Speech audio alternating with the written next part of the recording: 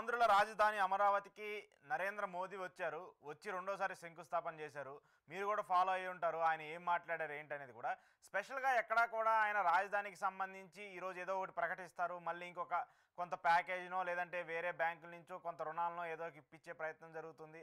Andhra Pradesh estimation ఇప్పటికే 1,00,000 కోట్లు దాటిపోయింది కాబట్టి దానికి ఏదైనా సహకారం అందిస్తారని చెప్పేసి ఆలోచిస్తూ వచ్చారు. కానీ మోదీ కేవలం మాటలకి సంబంధించి ఆయన నేను మద్దతుగా ఉంటాను, దీన్ని మనందరం కలిసి పూర్తి చేద్దామంటూ మాట్లాడుతూ వచ్చారు. కానీ ఎక్కడా కూడా ఆర్థికంగా ప్రభుత్వానికి సంబంధించి ఎక్కడా కూడా ఒక అండగా అయితే నిలబడే పరిస్థితి అయితే ఆయన ఏం మాట్లాడలేదు. ఏం చెప్తారు?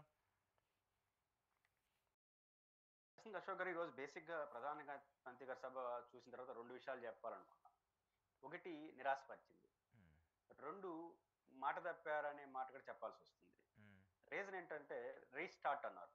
అంటే జగన్మోహన్ రెడ్డి గారు మధ్యలో ఆపేశారు కాబట్టి రీస్టార్ట్ అంటే పునః ప్రారంభం. వాళ్ళ ఆహ్వానం కూడా అట్లనే పలికారు. పునః ప్రారంభమైనప్పుడు గతంలో చెప్పిన విషయాలు పునశ్చరణ చేసుకోవాలి కదా. పునశ్చరణ కూడా చేసుకోవాలి పునః ప్రారంభంతో పాటు. పునశ్చరణ ఏ విషయంలో చేసుకోవాలి? 2014లో శంకుస్థాపన చేసేటప్పుడు ప్రధానమంత్రి గారి హోదాలో నరేంద్ర మోడీ గారు ఒక మాట చెప్పారు. విభజన చట్టాన్ని అక్షరం పొల్లుపోకుండా అమలు చేస్తాము. ఇది ఆ రోజు వారు చెప్పిన మాట. విభజన చట్టాన్ని అక్షరం పొల్లుపోకుండా అమలు చేస్తారంటే రాజధాని వరకే కన్ఫర్మ్ అవుతుంది. మొత్తం విభజన చట్టం ఆంధ్రప్రదేశ్ అన్ని మాట్లాడితే గజిబిజి అయిపోతుంది. ఆ గజిబిజి చేసే ప్రయత్నం ఈ రోజు కూడా వాళ్ళు చేసినారు.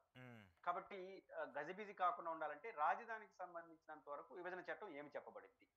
బైఫర్కేషన్ యాక్ట్ ప్రకారం విభజన చట్టంలో మీరు ప్రస్తావించినట్టు మౌలిక వసతుల కల్పన, assembly, secretariat, Raj Bhavan and governor బంగ్లా, ఈ కీలక కార్యాలయాలు ఏవైతే ఉన్నాయో వీటన్నిటిని కేంద్ర ప్రభుత్వ సహకారంతో నిర్మించుకోవాలి. కాబట్టి సహకారం అని ఉంది. మీరు డబుల్ ఇంజిన్ సర్కార్ కాబట్టి ఆ కార్యాలయాలకి ఖర్చులన్నా మీరు ఇవ్వాలి కదా. కానీ ఆ రోజు విభజన చట్టంని అక్షరం పొల్లు పోకుండా అమలు చేస్తామంటే అర్థం ఆ కార్యాలయాలకి ఈరోజు ప్రధానమంత్రి గారు శంకుస్థాపన చేశాడు. శాశ్వత కార్యాలయాల పేరుతో టవర్స్ కానీ వాటికి మేము దీనికి అయ్యే ఖర్చు మేము ఇస్తాము అని మాట్లాడతారేమో అనుకున్నా. పునఃక్షరణ చేసుకోవాలి, పునః ప్రారంభమే కాదు. జగన్ పునః ప్రారంభంతో పాటు మన మాటల్ని పునఃక్షరణ కూడా చేసుకోవాలి కదా. వారు చేసుకోకపోయినా మనం గుర్తించాలి కదా. ముఖ్యమంత్రి గారు, ఉప ముఖ్యమంత్రి గారు గుర్తించండి, విమర్శించమని నేను చెప్పను. సార్ ఆ రోజు మీరు శంకుస్థాపన చేస్తే ఈ మాట అన్నారు, ఇప్పుడు మీ చేతుల మీదుగా ఈ కార్యాలయాలు శంకుస్థాపన జరుగుతుంది, మీరు కొంత మ్యాక్సిమం సాయం చేయండి అని ఒక మాట అన్నా అడుగుతారేమో అనుకున్నా. వీళ్ళు అడగలేదు, ఆయన అడిగితేనే చేయరు, ఇంకా అడగకపోతే ఏం చేస్తారు? కాబట్టి ఆ రకంగా వారు మాట నిలబెట్టుకునే ప్రయత్నం చేయలేదు. రెండో ప్రయత్నం నిరాశపరిచింది ఎక్కడంటే ఫైనాన్స్ సపోర్ట్ లేకుండా ఎట్ట రాజధాని పూర్తవుతుందని. ఇది మౌలికమైన ప్రశ్న. మీకైనా నాకైనా కనపడేది ఏంటంటే ఏదైనా ఒక ప్రాజెక్ట్ కానీ ఒక వ్యవస్థ కానీ డబ్బులతో ముడిపడి ఉంది, మాటలతో కాదు. నైతికంగా కొన్ని సపోర్ట్ మాటలు మాట్లాడారు, సపోర్ట్ గా కొన్ని వ్యాఖ్యలు చేశారు.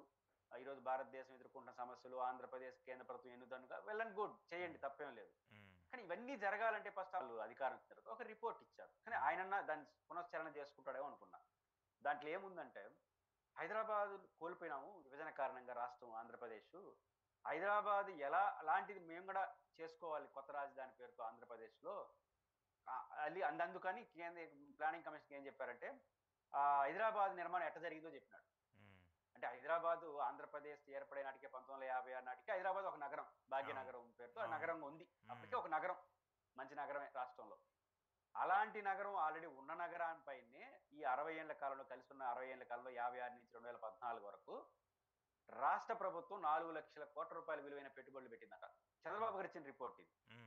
కేంద్ర ప్రభుత్వం 2 లక్షల కోట్ల రూపాయల విలువైన పెట్టుబడులు పెట్టంట. బిహెచ్సిఎల్, ఎయిర్పోర్ట్, ఐడిపిఎల్, పదుల సంఖ్యలో కేంద్ర ప్రభుత్వ సంస్థల రూపంలో 2 లక్షల కోట్ల విలువైన పెట్టుబడులు పెట్టింది. ఆ రోజు 2 లక్షలు ఉంటే ఈ రోజు కనీసం 10 లక్షల కోట్ల విలువ పెట్టుబడి పెడితే ఆ తర్వాత 6 లక్షల కోట్ల రూపాయల విలువైన పెట్టుబడులు ప్రైవేట్ రంగంలో వచ్చినాయి అంటారు చంద్రబాబు గారు. అంటే తర్వాత ఇది మనం కీలకమైన పాయింట్. రాష్ట్రం, కేంద్రం ఒక 5-6 లక్షల కోట్ల విలువైన పెట్టుబడులతో ఒక సంస్థలు, ఒక వ్యవస్థలు ఏర్పాటు చేసిన తర్వాత ప్రైవేట్ రంగం వచ్చిందని చంద్రబాబు గారే చెప్పారు. అమరావతి కూడా అందుకు మినహాయింపు కాదు. హైదరాబాద్ కన్నా ఎక్కువ అవుతుంది, ఎందుకంటే హైదరాబాద్ ఆల్రెడీ సిటీ. ఏది 1956 నాటికే. మనం సిటీ కాదు. చంద్రబాబు గారు హైదరాబాద్ లో శంషాబాద్ ఇవన్నీ స్టార్ట్ అయిన నాటికే ఎయిర్పోర్ట్ ఉంది, ఆడొక మహానగరం అప్పటికే. సికింద్రాబాద్ జంట నగరాలు ఉంది. అలాంటి నగరాలపైన ఇంత పెట్టుబడులు పెడితే కానీ రానప్పుడు అమరావతి అందుకు భిన్నంగా ఎట్లుంటుంది? అలాంటి మన వైపు నుంచి కేంద్ర ప్రభుత్వం నుంచి ఏం పెడతారు, ఎంత పెడతారు అనేది ఏమి రావి. మీరు డబ్బులు ఇవ్వలేకపోయారు. కనీసం కొన్ని సంస్థలన్నా ప్రతిష్టాత్మక అంటే సంస్థలు అంటే ఈరోజు ఆంధ్రప్రదేశ్ కి ప్రతి రాష్ట్రానికి కొన్ని ఉంటాయి. బ్యాంకు కార్యాలయం, ఆర్బీఐ కార్యాలయం ఇవన్నీ సెంటర్లు ఉంటాయి. వాటి కాదు, అవి ఎట్లా ఉమ్, వస్తాయి? ఉమ్, వాటన్నిటిని అక్కడ పెడితే 5-6 వేల కోట్లతో మేము కట్టేస్తా ఉన్నారు, గుడ్ కట్టండి. కానీ అసలు విషయం ఏంటంటే నగరం అభివృద్ధికి ఇది పనికిరాదు. ఉమ్, మీరు హైదరాబాద్లో మీరు ఉంటారు కాబట్టి, హైదరాబాద్లో బీహెచ్సిఎల్ వచ్చేంత వరకు అది ఒక పట్టణం, నాకు తెలిసి గ్రామం. ఉమ్. బీహెచ్సిఎల్ అనే సమస్య వచ్చేంత అవును, ఆ వరకు, ఏరియా మొత్తం. బీహెచ్సిఎల్ వచ్చిన తర్వాత ఆ తర్వాత కదా నగరంగా మారింది అది చుట్టుపక్కల. ఉమ్, కానీ ఇక్కడ కూడా బీహెచ్సిఎల్ లాంటిదో ఒక వ్యవస్థలు ఆడ ఏర్పడి దాని చుట్టూ నగరం వస్తుంది. ఉమ్, విశాఖపట్నం ఎట్లా అభివృద్ధి చెందింది? విశాఖ స్టీల్ ప్లాంట్, తర్వాత షిప్ యార్డ్, అక్కడ నావీ సెంటర్స్ చాలా ఇవన్నీ రావడం. ఇవన్నీ వచ్చిన తర్వాత విశాఖ నగరంగా మారింది. మా మ్మ్. తిరుపతి యూనివర్సిటీలు, తిరుమల మ్మ్. తిరుపతి దేవస్థానం అనే ఒక వ్యవస్థ, ఈ రెండు ఉన్నాయి కాబట్టి తిరుపతి పట్టణం. అంతకుముందు గ్రామమే తిరుపతి. ఉమ్, కాబట్టి ఇవన్నీ అనుభవాలు అట్టేతాయి. కానీ మీరు అవన్నీ దృష్టిలో పెట్టుకున్న కేంద్రం ఇతోధికంగా సాయం చేయకపోతే రాష్ట్ర ప్రభుత్వం చేసుకునే పరిస్థితులు లేదు. ఏం చేయగలదు రాష్ట్ర ప్రభుత్వం? ఈ సంవత్సరం ఈ నెల జీతం ఇవ్వాలంటే అప్పులు చేసుకోవాల్సి వస్తా ఉంది. ఉమ్, కాబట్టి రాజధాని విషయంలో మాటల సాయం కాకుండా చేతల సాయం చేసి ఉండాల్సింది. ఉమ్, రెండోది, ఈ మొత్తం ఎపిసోడ్లో సరే ప్రధానమంత్రి గారికి సంఘీభావం చెప్పడం, దేశం, ఇవన్నీ యాక్సెప్టబుల్, ఉమ్. మంచిదే. ద సేమ్ టైం మధ్యలో జగన్మోహన్